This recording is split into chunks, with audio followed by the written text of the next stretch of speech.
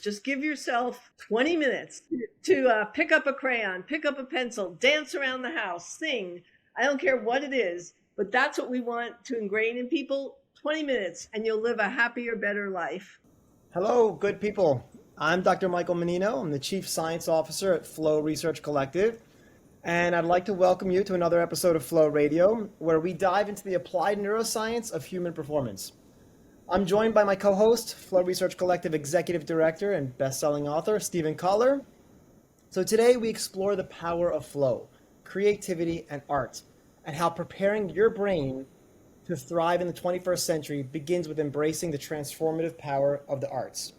So our guests are the brilliant co-authors of a book called Your Brain and Art, on Art, How the Arts Transform Us, Susan Magsman and Ivy Ross. So Susan is the executive director of the International Arts plus Mind Lab at Johns Hopkins University and a pioneer in the field called neuroaesthetics. It's a field at the intersection of art and the brain. Susan studies how arts and aesthetic experiences can measurably change the brain, body, and behavior, and how these insights are revolutionizing well-being, learning, health, and healing. She co-leads the NeuroArts Blueprint, Shaping the Future of Arts and Well-Being. And Ivy Ross is a vice president of design for hardware at Google, where her team has earned over 240 design awards. A renowned artist and designer, Ivy's work sits at the intersection of arts and science, with her innovative approach shaping not only products, but the future of creative industries. And together they've written this compelling book on how art can enhance our brains, unlock creativity, promote healing, and turbo boost our ability to get into flow. So welcome to the show, Susan and Ivy. Thank you for being here. Thank you for having us. I'm going to turn it over to Stephen. I think you have a very interesting first question to kick us off. Let me kick you off. Think of this as the speed round, because we could literally spend the next 3 hours answering this question, but we're going to try to do it in 2 minutes for each of you. Both of you do absolutely fascinating work. So my first question is, how did you become you? What was the voyage of discovery? What were the series of questions that led you to the work that you do today? Ivy, let me go first. It's all pain and suffering. It's all pain. I know that road. So, you know what? I have to say, I'll just say this really quickly, is, when I was a kid and everybody was doing drugs, my mother would say, "You're the designated driver." And I'd be like, "Okay." And she'd say, "Because you're high on life." And I have to say, I think there's something about joy and wonder and awe and nature that really has been a catalyst for me, in that it's just infinite. And I was born in a family of makers who were, utilitarian makers. They weren't high art. They were crocheters, knitters, people that, cooked all the time, gardened all the time. And I think when you're born into a culture where it's not art, it's life, it just never seemed like a differentiator for me. That's an amazingly good answer. Yeah. That's why I wanted to go first. Okay. Sorry. Yeah. Ivy, what do you have to say for yourself? So I think it's basically curiosity and staying a child of wonder. My dad was a designer, worked for Raymond Loewy, the famous designer in the 50s. And I think he wanted a son and he got a daughter, and it didn't stop him from pointing out hubcaps on cars and teaching me actually what I now know to be the flow state. I was a little girl. He'd say, "Ivy, go deep. Look at how that hubcap is constructed. The wheel. What else can you learn from the way it's constructed? How can you apply it?" So he taught me how to see things beyond what they appear to be by extrapolating information from everything in the world. He'd say, "Look at that leaf. Look up at that light bulb. What other things can be attached that way?" So I became indoctrinated. I didn't know any different, to walking around being curious and inspired, and then figuring out how I take that and apply it to everything in life. So I'm very grateful. That's another great answer. And what an amazing man. Like, somebody would tell you to go deep into hubcaps is just just a cool lesson. What a way, great. You were taught how to think critically. Absolutely. And how that's to so go cool. how to get into the flow state when I was young. Yeah, little. That's amazing. Susan, we were talking earlier. I did my grad work at Hopkins, albeit in creative writing and not in neuroscience. But tell us a little bit about the International Arts and Minds Lab. Sure. What do you guys So, focus on there? well, we launched in 2007 when we had a donor that came to the School of Medicine that wanted to give quite a bit of money, $100 million. And but she said that she really needed the program to study the arts and the way the arts changed our brains and bodies, because she believed that the arts could save us. And so that was the catalyst. And it's very, in the history of the way things happen, I think you always need an innovator and somebody who's thinking way beyond where other people are. And that was Marilyn Peterson. And she basically was committed to the way that the arts changed us. And at the time, this field was really at its infancy. It had only been 5 years before that Semir Zeki had done an fMRI identifying where beauty was housed in the brain. And so, that was sort of the first time that we really saw sort of structure around this area. But beauty wasn't being translated into practice in any way. It was really just trying to understand a little bit of neurophysiology. And so she really made an investment into figuring out, what did it mean to study the arts? How did you think about translation?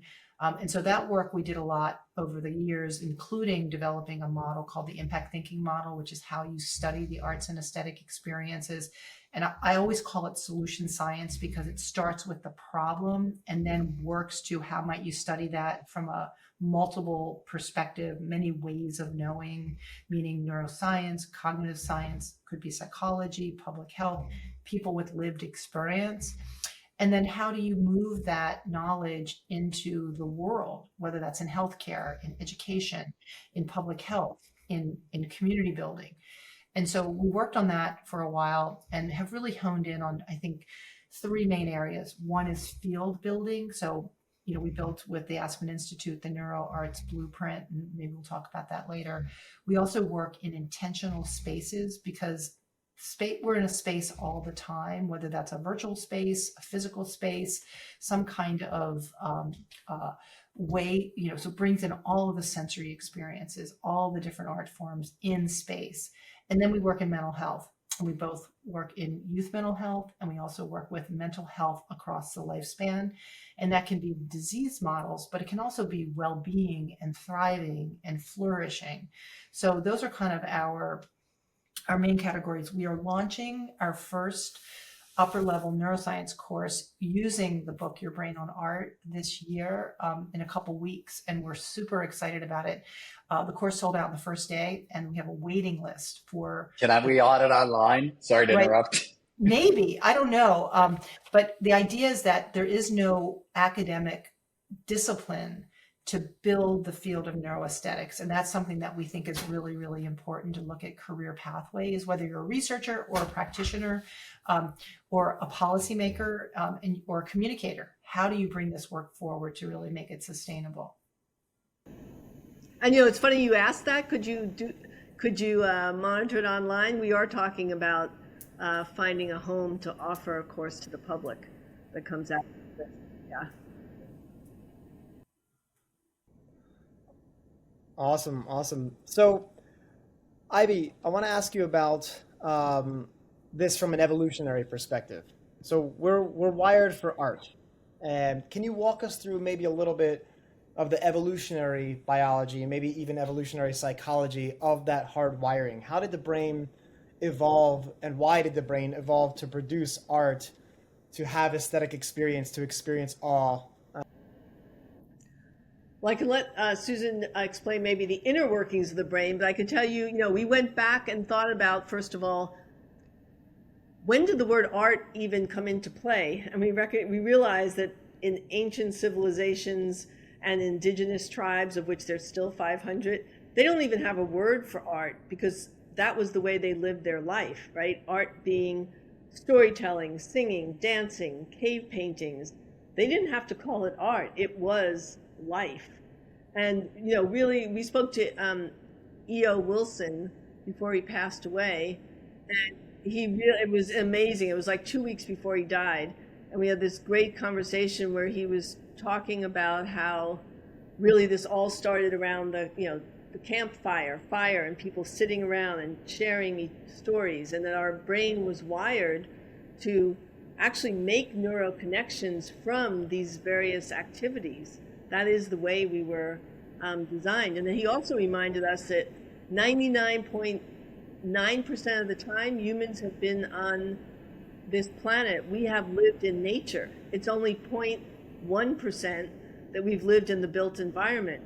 And one could say, this has been an experiment, and you could say it's failed somewhat, because you look at some of our architecture and some of our buildings without windows and schools without windows, and that's a whole other subject. But I think it began around the campfire. It began around the way we connect, the way we express, the way we would use our sensory systems to gain information. But I'll let Susan add more. Yeah, I mean, I as Ivy said, the conversations that we were able to have with E.O. Wilson, I think brought home this idea of curiosity also, and just the nature of us being curious. So, we were able to harness fire and bring that around the campfire, and this circle, in the daytime we had tasks and things that we needed to accomplish. But at night was where, in a circle, we were able to create story and narrative and context. That was really the first time where we started to figure out what had value to a culture, to a community. And, the bonding and the physiological neural chemicals that you create in those connective tissues include things like oxytocin, right? Dancing, serotonin, dopamine, really connecting to your tribe, literally to your tribe. And so, we know that we're born with 100 billion neurons, more or less, and that the only way those neurons get connected is through synaptic transmission. And synaptic transmission happens by bringing the world in from the outside through these sensory systems. And so think about the smell of a campfire, the movement, the sounds, the energy, of the space, creating those synaptic connections, and ultimately those neural pathways that connect all the different parts of the brains: memory, movement, emotion, feeling, right? These, initially we feel, and then we have an emotion, and then we have a thought, right? It happens very quickly, but you have to feel what's happening.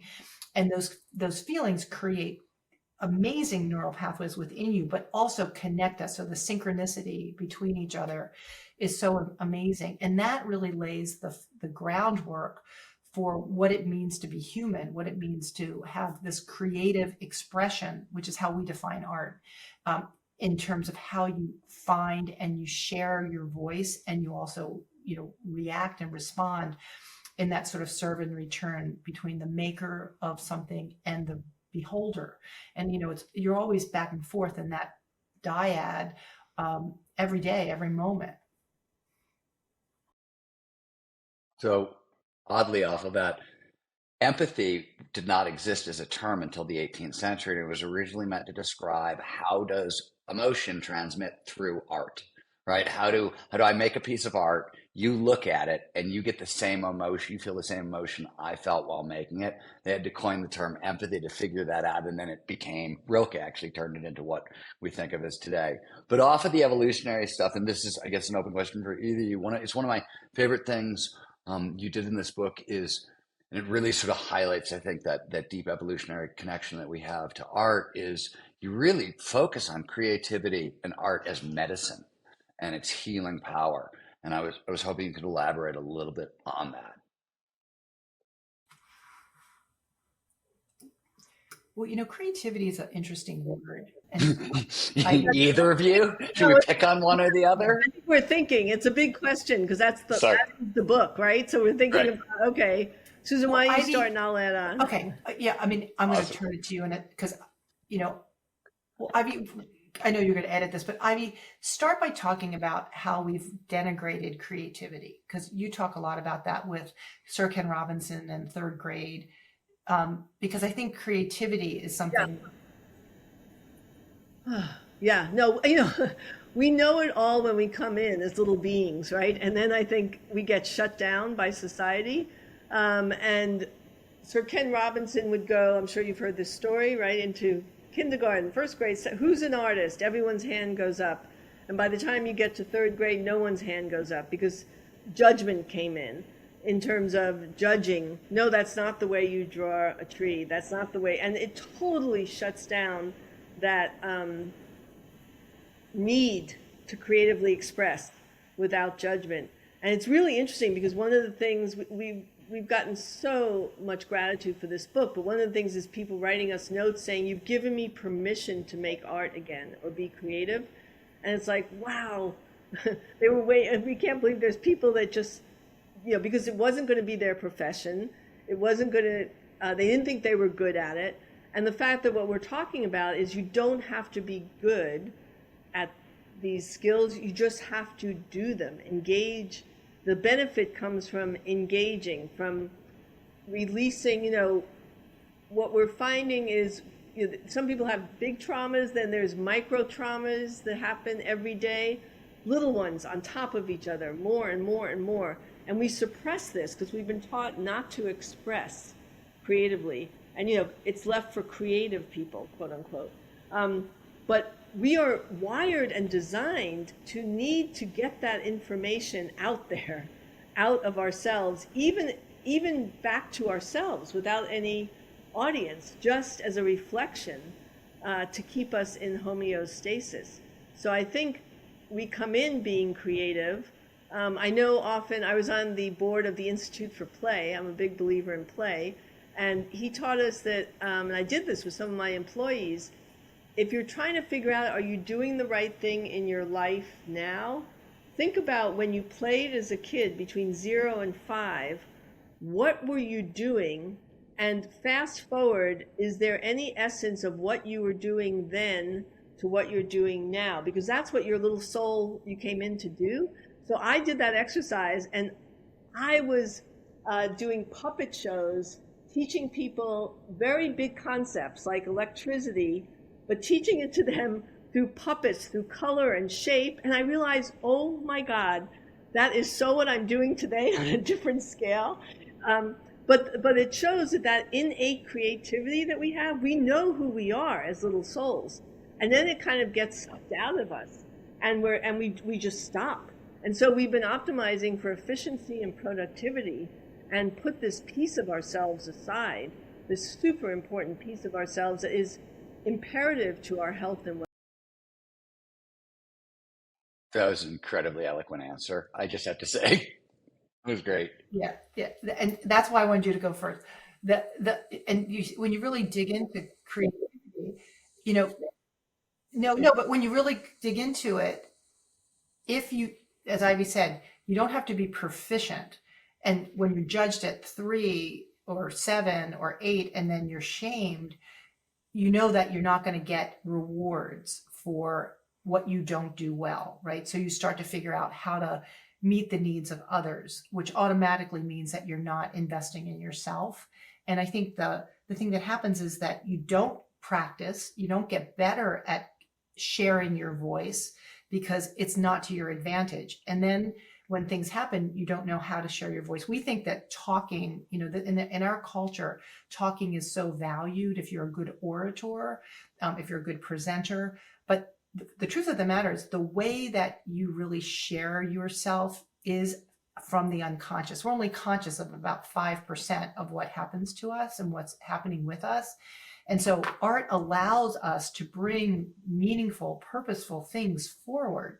And if we haven't been practicing to do that, and we don't know how to do that, we don't allow for that luminous, liminal space to come forward, we're not deeply connected. We're connected at a surface level.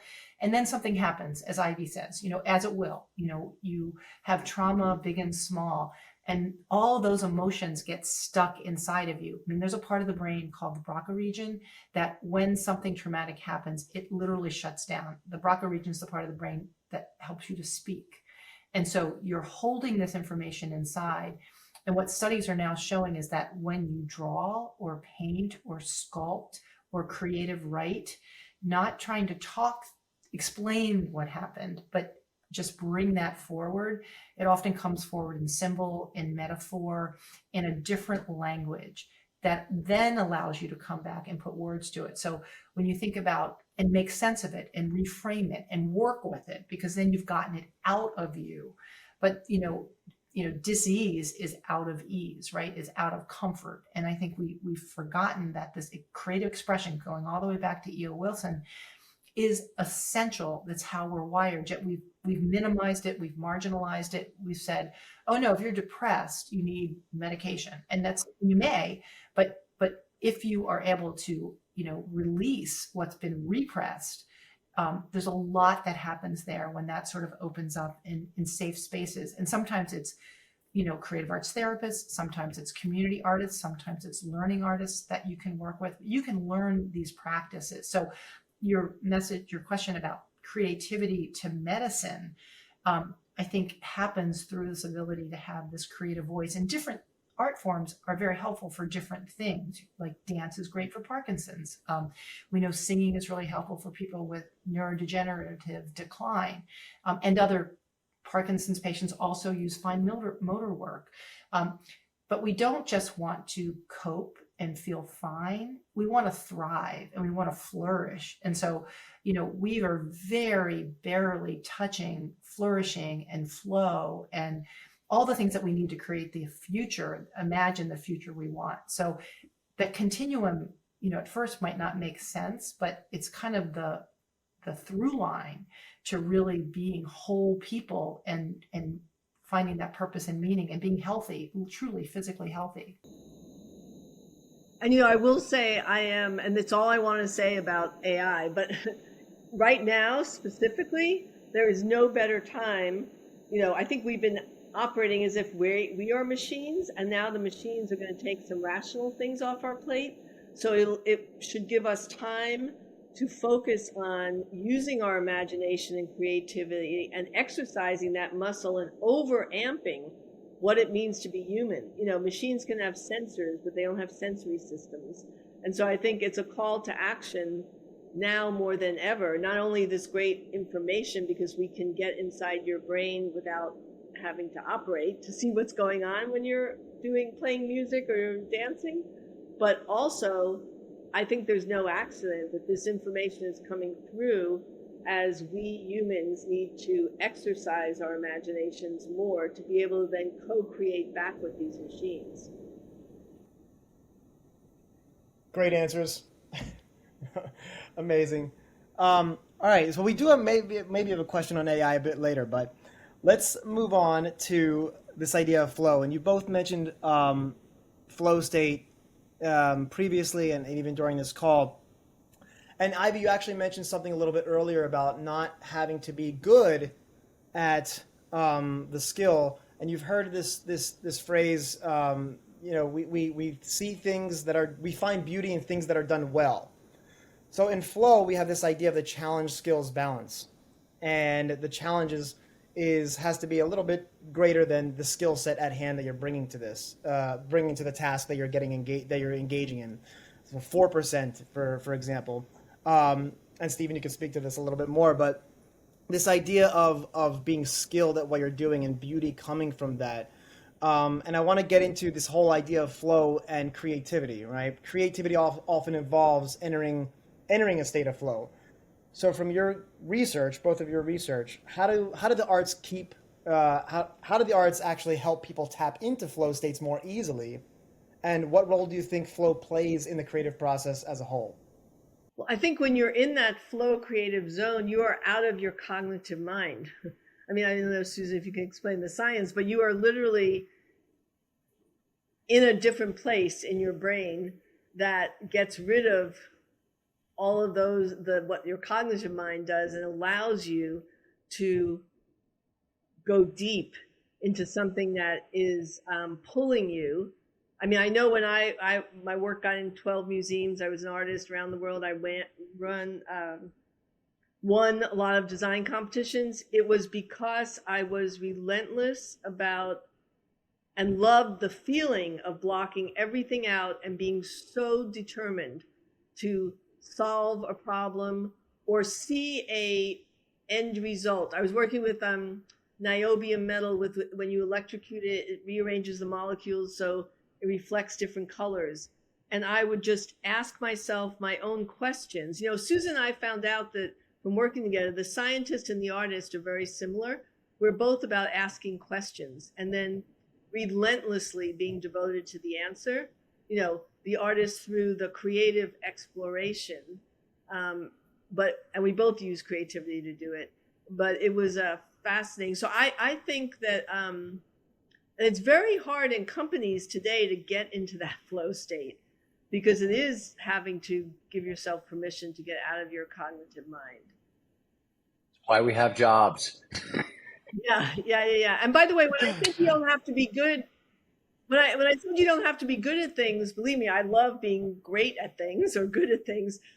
The thing is, when it comes to people being intimidated by not even wanting to pick up a lump of clay and just play with it, which is great for both halves of your brain to get it going, because they think they're not going to be, you know, an incredible sculptor. So there's a time and place for everything. But I do agree that the idea of getting into the flow state is to go so deep in a place where, like Susan said, your subconscious, where all this information and energy is, without having to worry about the cognitive mind, in order to create greatness, for sure. Well, and maybe I'll come at it slightly different. I think, first of all, what Ivy's alluding to with our subconscious minds is that, you know, junk in, junk out, right? And so having a lot of lived experiences, having, you know, lots of raw material that you've brought into your brain is really important. So, you know, there's some interesting studies for children in under-resourced communities where in the summer, they don't have vacations. They don't go to Europe. They don't go to camp. So these kids don't have all these new kind of fodder to bring back to school the next year. And what happens is not only do they lose ground from the year before, it becomes cumulative. And so, you know, when you think about things like flow, you want that rich loom of information and content that's unprocessed, but that it's there. Because what happens with flow is the prefrontal cortex is the area of the brain that's responsible for these higher cognitive functions. You know, it's the newest part of the brain. You know, the primal part of the brain does all the stuff that you don't have to think about. But, you know, and the different cortexes that bring information in, they're pretty old. But you know, the conductor of the brain is really in the front of the brain, and it's sort of that self-reflective. It's where you have your self-conscious. There's sort of temporal integration in the front of the brain, working memories in the front of the brain, the prefrontal cortex, and so it's very explicit, if you will. But when you're moving into a flow state, that part of the brain temporarily downregulates, and so it does it in order to inactivate the area of the prefrontal cortex that triggers the ability to be able to lose a sense of self-consciousness, to lose a sense of time, to not have an inner critic. And the work of Charles Limb has actually shown that the regulation of the prefrontal cortex that makes you think about mastery and perfection and judgment is right next to the part of the brain that you turn on or off if you're moving into flow. And you can get better at it the more you practice moving into flow, moving yourself into flow state. So it's not a muscle, but it is like that, where you can create the conditions for moving into flow. But when you don't have that inhibition and you're moving into that timeless kind of free state, different parts of the brain are allowed to be able to be amplified. And so you may be tall, if you're a calling on the auditory cortex. You may be, pulling in part of the motor cortex but that's happening because you've allowed the part of the brain that regulates that to stop regulating that. And there's also a lot of dopamine that gets released through the whole system because it feels good. So you want to do it. You want to do more of it. And I think, we don't teach flow states in K-12. We don't teach this understanding that flow is really important, especially in a very fast-paced society. And maybe just adding one more piece to this puzzle is that when you've gone through a flow state and your default mode network has already activated, like what's important to you, what patterns are there, you're pulling on all of that information, but all of that also helps to move towards self-actualization, where like how to manifest something new. And that's also important for child development, but it's also important for adults, right? So if you go into what's called a brainstorming session and someone always is critiquing what your brainstorm is, you learn not to do that. And I think that's a real challenge for us as we start to think about how do we allow for these really big flow states that bring information forward in a way that we haven't had before.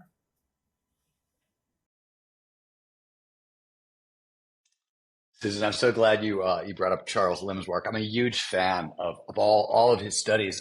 Though I will say, from the flow science perspective, I don't know if you know this or not. He really argues that self-referential thinking is in the dorsolateral prefrontal cortex, and that's what deactivates during transient hypofrontality, right? The temporary deactivation, prefrontal cortex. Most of the other flow field disagrees with him on the activity of that structure. A bunch of other brain imaging shows the same transient hypofrontality, a lot of stuff shut down, but they show the exact inverse, that most of the shutdown occurs in the default mode network and not in the lateral sides of the brain. And so we've gone back and forth. I really like his studies. I know he also didn't set out to study flow. He set out to study what happens in the brain during conditions of extreme improvisation and then stumbled upon flow. But one of the things that we've been talking a lot about is clearly creativity spikes in flow. We ran studies on creativity and flow and found the same thing that they found at the University of Sydney. It's like a 400 to 700% spike above baseline. It's huge. It's really big. But it's a weird puzzle from a neurobiological, like what's shutting down, what's active.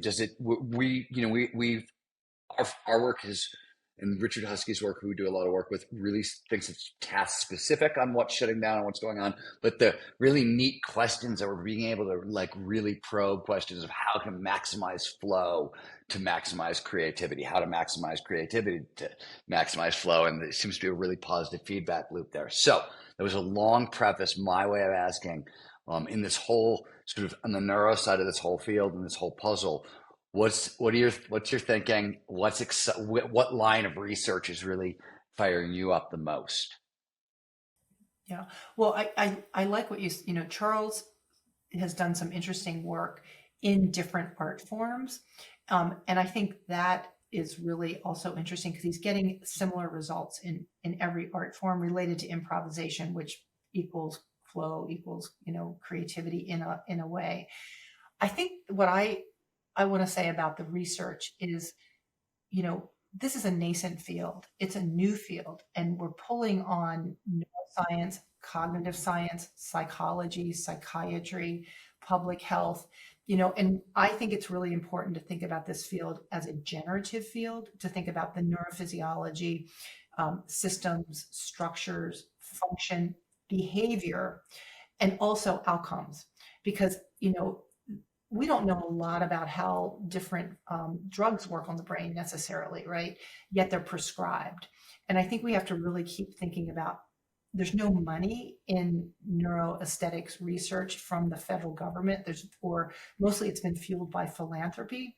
And so I think we've made enormous strides since the early days, but I think we need to continue to invest in understanding what really is our birthright and what we know drives us. I mean, can you think of a drug besides potentially some kind of plant-based medicine that arguably would increase creativity and flow? I mean, I think it's a natural phenomena that we have, right? And so how do we really invest in understanding that? So that's one of the things I think is really important right now, is turning up the resources to be able to really study this, to affect business, to affect the kinds of changes we need in the future to help with child development. Because, I think it's always great in science where one person agrees and one doesn't, because all it means is that you're going to push harder to move forward. So I love that. And the brain, we don't know that. I mean, in science at large, right? It would be foolish to say we definitively know everything about the brain. We don't, right? It's such an amazing phenomena. So I'm excited about more studies for sure. And I'm excited that some of these things are coming to the public, in that I saw 2 proof points of this. One was I have to find out what concert it was. It was classical music where all of the musicians were wearing skull caps and the conductor, and they had a big screen that the audience could literally see what was happening. As in the beginning, it was different. As the musicians started playing and they started to get coherent together, their heart rates, their brain waves changed, and you were seeing this on a screen. So the fact that and people were in the audience, this wasn't a science experiment. This was showing real time what happens when you get into those flow states as a group. And I've seen this, and I've done experiments with it when I run creative departments, where I found the fundamental frequency at which 12 people resonated and fed it back to themselves, so that through entrainment, we could all get to that place of ultimate creativity. But the fact that we're now doing that in concerts, and the other day I saw a posting, they're doing it with dancers now, 2 dancers dancing together to show what's happening individually and collective. So I think that the fact that we're bringing it forward to the public like that is huge. I think coming one step off of that, you write about this is sort of on the practical side of things, and this question is for either of you. You write about Roger Beatty, or he's director of neuroscience at Penn, or cognitive neuroscience at Penn, and he had it was a really cool tip, which was, in between tasks, use mind wandering as a tool to amplify creativity, and I just thought it was just a neat, okay, here's a 30-second thing that you can do that seems really counterintuitive, but it actually is going to make a difference. It's the kind of practical thing that I really like. It get me excited. What are your other favorite practical tips along the way? The book's packed with them, but I was wondering what do you use most in your life? Susan, what do you use most in life? What are the tools you guys lean on? 3 things. One is I love to dance, and I dance almost every day. And Friday nights, my husband and I have a dance thing. And dance to me is like movement just changes your body. And so like anytime I can dance or move, I do. The second thing is I collage, and I call them scraps. And I have scraps, and I put stuff together, especially when I'm trying to figure something out that I don't know. And that's also very valuable for me. And then, I think living by this aesthetic mindset work that I talk about is really important, where my mantra in terms of entering the day is around curiosity, about playful exploration, around using our sensory systems, and then also just remembering to be engaged as a maker or beholder. And those things then the experience, what you meet, everything changes when you're in that mode. And I think it's a mindset, so that this work is not add more to your day. To me, it's how do you recast your day so you're living an artful life, and you're experiencing this all the time, whether you're making a meal or you're setting up your space or you're sort of working on something. And maybe I'll just add one more, which is nature. I think nature is the most aesthetic art form. and just going outside in the morning when you get up and, being able to start to activate your day, and then going out at the end of the day where you start to move into, activating melatonin. We're so out of sync with nature that remembering how to become in rhythm with nature is such a natural thing. And I think we're really out of sync. Yeah, and I think, what is it, Susan? 45 minutes of art a month. I mean, we'll live 10 years longer. I mean, there's some incredible statistics of just doing any art activity. But for me, I use sound. I've been studying sound and vibration for 40 years now, and I sometimes carrying tuning forks with me. And so when I get into that, I love music, but just pure sound. I can travel to unexpected places, and I get some of my best ideas by just, I think for me, it just clinking sometimes two tuning forks and rotating them around my ears to put me in that zone where the sound, I get carried away. I also, for me, nature is the most neuroaesthetic place because it enlivens all of our senses and makes us feel alive. It has shape, color, temperature, sound, everything in one dose. So I have a house by the ocean. There's 10 miles of track along the ocean, and I do my most creative thinking actually when I'm in that environment, either a sound capsule or that environment. Those are the two things I do for myself. The other one would say Susan and I created this creative mindset, aesthetic mindset, by talking about how we are in the world. And I know I always pay attention to what gets my attention, and then go into the flow state around that, right?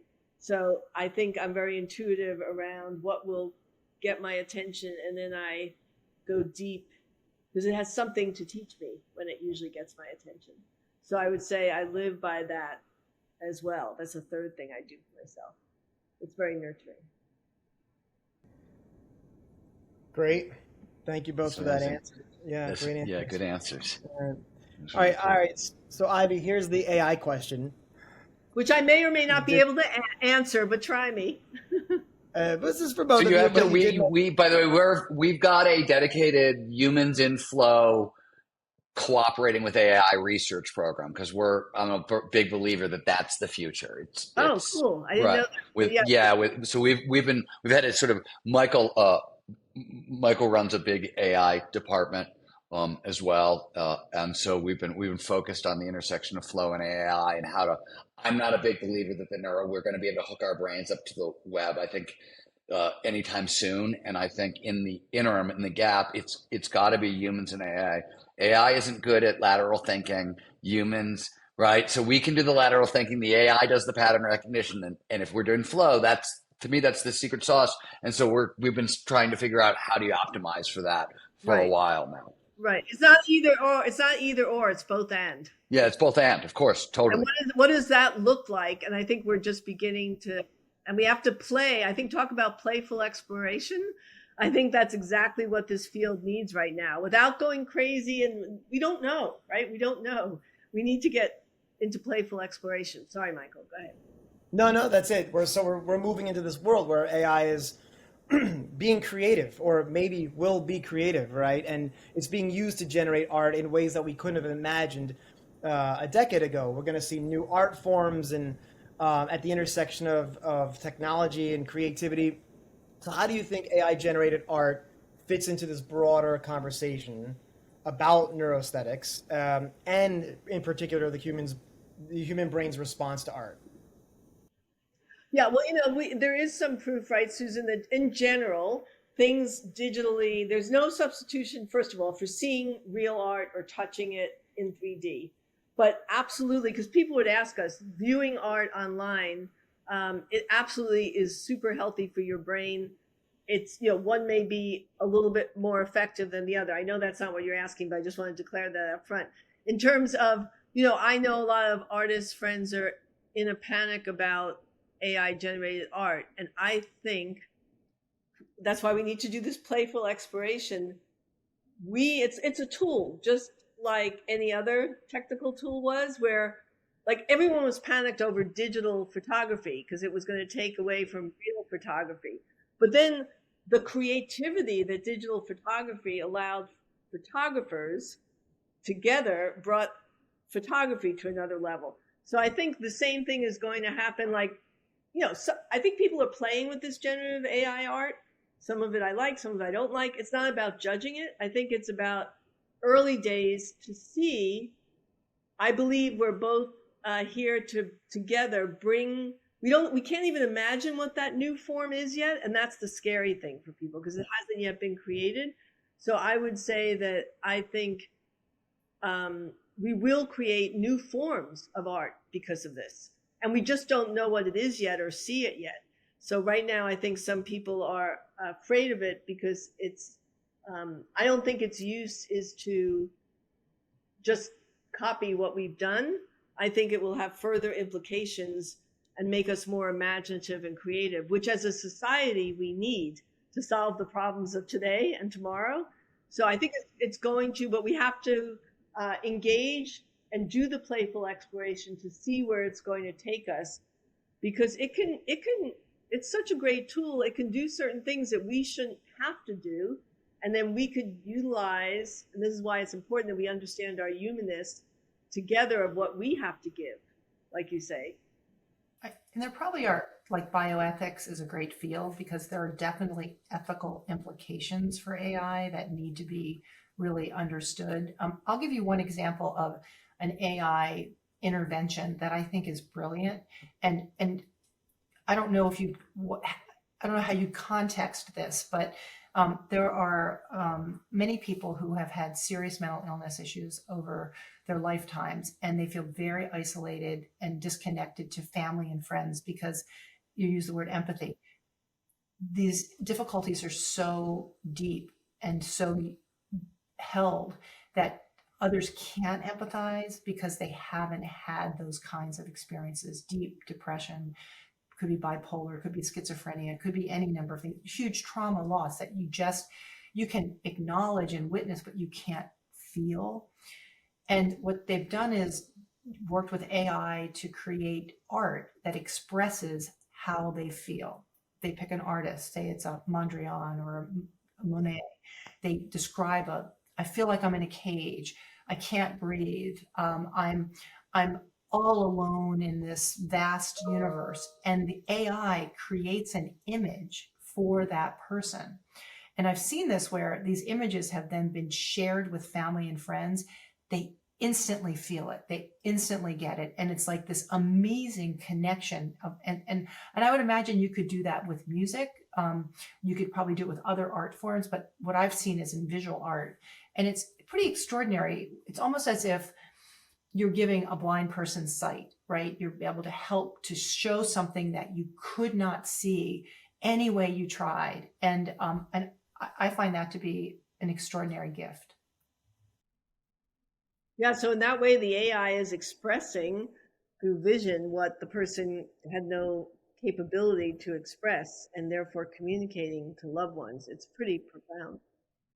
Let me take us out with some maybe big takeaways, and then I want to ask you both one last question of what you want people to walk away with.